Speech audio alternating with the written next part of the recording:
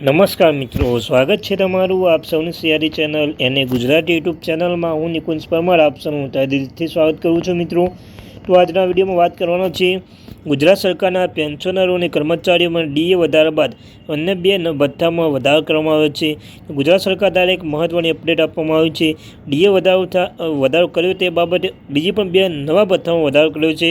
ક્યાં સુધી રિટાયર થયેલા કર્મચારીઓને મળશે આ લાભ, તો તેના વિશે આપણે વિગતે ચર્ચા કરીશું. ચર્ચા કરતાં પહેલાં ચેનલ પર નવા ચેનલ સબસ્ક્રાઈબ કરી લો. તેમના ચેનલ પર મિત્રો સરકારી કર્મચારી, નિવૃત્ત કર્મચારી પેન્શન બાબતની હરેક અપડેટ મળતી રહેશે. તો આપણી આ ચેનલ એટલે કે એને ગુજરાતી યુટ્યુબ ચેનલને રોજના એટલે મિત્રો રોજ નવી અપડેટ મળતી રહેશે. ચેનલને સબસ્ક્રાઈબ કરવાનું ભૂલશો નહીં. તો મિત્રો ગુજરાત સરકારના પેન્શનરો અને કર્મચારીઓ ડીએ વધારા બાદ અન્ય બે ભથ્થામાં થયો વધારો.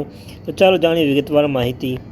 તો મિત્રો ગાંધીનગર 5 ડિસેમ્બરમાં ગુજરાત સરકાર બુધવારે એક મોટો નિર્ણય લેતા કર્મચારીઓને મોટી ભેટ આપી છે.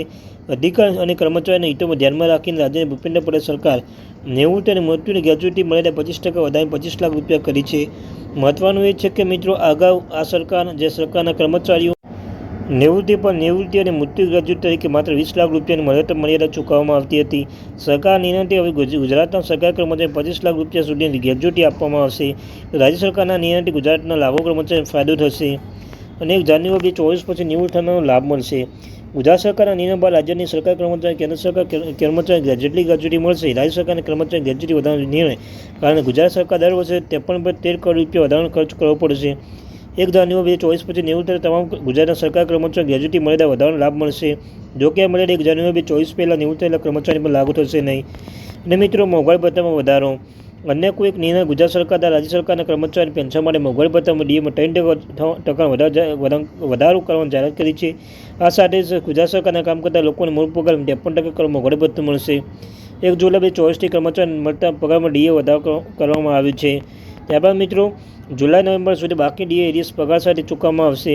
જ્યારે તે પેન્શન જાન્યુઆરી 25 પણ ચૂકવવામાં આવશે. ડીએ વધારા નિર્ણયથી રાજ્યના 9 લાખ વધુ કર્મચારી પેન્શનદારોને ફાયદો થશે. તો મિત્રો નવી દિલ્હી દિવાળી પહેલાં સરકાર કર્મચારીઓને મોંઘવારી ભથ્થામાં ડીએમાં 3% વધારો કરી 53% કર્યો હતો. જોકે વધેલા ડીએ જુલાઈએ લાગુ કરવામાં આવ્યા હતા. મોંઘવારી ભથ્થામાં 53% વધારો થવાના કારણે સરકાર કર્મચારી બે વધુ ભથ્થામાં વધારો કર્યો છે. જેના કારણે કેન્દ્રીય કર્મચારીઓનો પગાર વધારવા જઈ રહ્યો છે. સરકાર આરોગ્ય ક્ષેત્ર સાથે જોડાયેલ કેન્દ્ર સરકારના કર્મચારીઓના પગારમાં રીસ અને નર્સિંગ ભથ્થામાં વધારો કર્યો છે. 50% ડીએ પર ભથ્થો વધારો સાતમા પગાર પર મુજબ. જ્યારે મોંઘવારી ભથ્થું 50% તેથી વધુ પહોંચશે ત્યારે અન્ય ભથ્થામાં 25% વધારો કરવાની ભલામણ કરવામાં આવશે.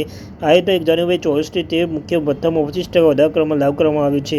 તો હવે મોંઘવારી ભથ્થામાં સિવાય બે નવા ભથ્થા વધારવાની જાહેરાત કરવામાં આવી છે. સપ્ટેમ્બર 2024માં ડ્રેસ ભથ્થો, નર્સિંગ ભથ્થો વધારો કરવામાં આવ્યો હતો. તો ડ્રેસ એલાઉન્સ 17 સપ્ટેમ્બર 2024ના રોજ આરોગ્ય અને પરિવાર કલ્યાણ મંત્રાલય કાર્યાલયના મેમોરેન્ડમ અનુસાર જ્યારે ડીએ 50% વધે છે ત્યારે ડ્રેસ ભથ્થામાં 25% વધારો થાય છે. નર્સિંગ એલાઉન્સમાં ભથ્થું તમામ સરકારી હોસ્પિટલો અને દવાખાના કામ કરતી નર્સોને આપવામાં આવે છે. તો મંત્રાલયના જણાવ્યા અનુસાર જ્યારે ડીએ 50% છે ત્યારે નર્સિંગ ભથ્થામાં પણ 25% વધારો કરવામાં આવે છે. આ સૂચના કેન્દ્રીય કર્મચારી માટે પણ લાગુ કરવામાં આવે છે. તો ક્યારે આવશે આઠમા પગાર પંચ સામાન્ય દર 10 વર્ષે રચાય છે. સાતમા પગાર પંચ સ્ટાફના 28 ફેબ્રુઆરી 2014ના રોજ તાત્કાલિક વડાપ્રધાન મનમોહન સિંહ દ્વારા કરવામાં આવી છે. જેને 19 નવેમ્બર 2015ના રોજ તે ભલામણ રજૂ કરી હતી. આ ભલામણ 1 જાન્યુઆરી 2016થી લાગુ કરવામાં આવી હતી. તો આઠમા પગાર પંચ રચના જ્યારે પણ સુધી કોઈ સત્તાવાર માહિતી નથી અને પણ આ વર્ષે તે રચના થવાની ધારણા છે. તો મિત્રો આ તે માહિતી. Thank you very much.